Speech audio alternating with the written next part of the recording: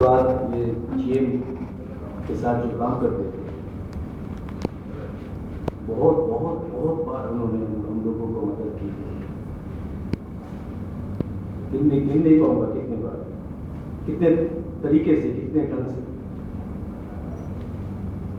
এমন একটা ডিপার্টমেন্টে কাজ, এমন একটা জায়গায় কাজ করতেন তেজনারায়ণজি, আপনারা জানেন জিএম এর একদম খাস লোক বলা যায়। বহু সময় হয়েছে, এখন সমস্যা নেই। এখন our president GM, we have the liberty whenever we want to go, we can talk to him freely.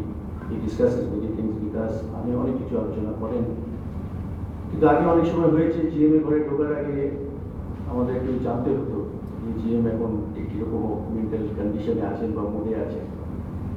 তেজনারায়ণজি ছিল আমার সেই সোর্স অফ।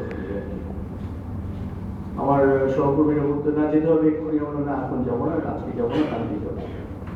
বুঝতে অনেকে বুঝতে পারতো না যে কেউ ছেড়ে দিচ্ছে কেন। কিন্তু তেজনারায়ণজির কাছ থেকে যেটুকু পেয়েছি, নেই বড় সবকা মুড ঠিক নেই, আর বাদ চাই। একটা ছোট্ট উদাহরণ দিলাম, এরকম অনেক অনেক বিভিন্ন বিষয় বিভিন্ন সময় যে ফিডব্যাক আমরা পেতাম, একটা বিরাট বড় ভূমিকা পালন করেছে। সুপ্রিয়া রায় পর 2000 সালে এখানে এসেছিল, ওনাকেও আবার আমি আগে ছিলাম।